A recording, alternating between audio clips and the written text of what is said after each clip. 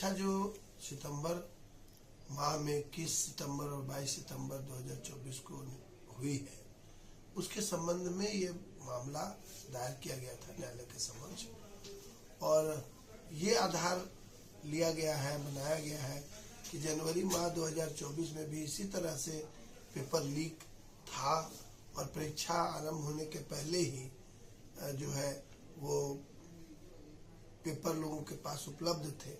तो लगभग उसी प्रकार का मामला इस बार भी है। वादियों के पास चाहे उनके साथियों के पास ऐसे साक्ष्य है, वैसे ही कुछ साक्ष्यों के आधार पे वाद दायर किया गया था। मूलतः ये कहा गया है वाद में कि भाई छात्रों के द्वारा प्राथमिकी दर्ज कराई गई साक्ष्यों के साथ, सीनियर एसपी को लिखा गया, डिप्टी कमिश्नर को लिखा गया, जो कॉम्पिटेंट अथॉरिटी है 2023 की जो एक्ट है उसके तहत, लेकिन जो है वो गहन जांच नहीं कराई गई है। और जेएसएससी जो है इस हड़बड़ी में है कि किसी तरह से रिजल्ट पब्लिश किया जाए, नियुक्तियां कर दी जाए। तो जब भी ऐसा वाद आता है न्यायालय के समक्ष तो न्यायालय जरूर गंभीरता दिखाती है, और उसी गंभीरता को ध्यान में रखते हुए, क्योंकि बहुत सारे छात्र जो है वो परेशानी में है, सड़कों पर है, लेकिन न्यायालय तो इन सभी चीजों से प्रभावित नहीं होती है। न्यायालय तो तभी मामले को देखती है जब उनके सामने साक्ष्य होते हैं। तो जो कुछ साक्ष्य उपलब्ध कराए गए न्यायालय के समक्ष, उन्हीं साक्ष्यों के आधार पर, और चूंकि इस विषय पे गहन जांच अभी तक नहीं कराई गई है, न्यायालय ने आज एक आदेश पारित किया है कि अगले आदेश तक जो है वो इस सीजीएल कॉम्पिटिटिव एग्जामिनेशन जो हुई है इसके अंतिम रिजल्ट के प्रकाशन पर रोक लगाई जाएगी या रोक लगी रहेगी। जाहिर है जब तक स्टे है नियुक्तियां नहीं हो सकती।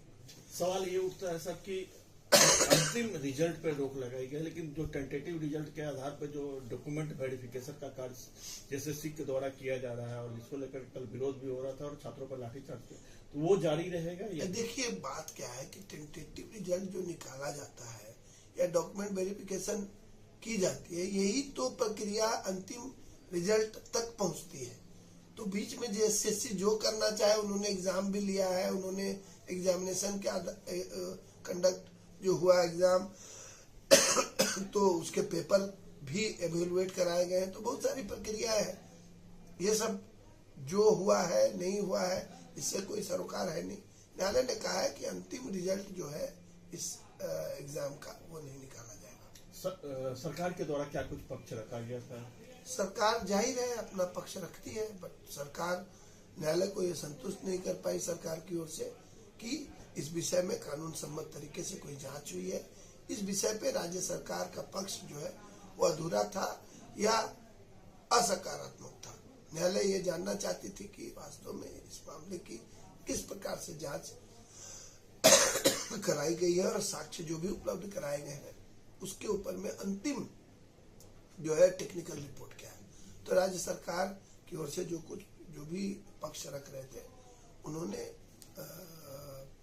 अपना पक्ष जरूर रखा है, परंतु न्यायालय संतुष्ट नहीं थी। अब जब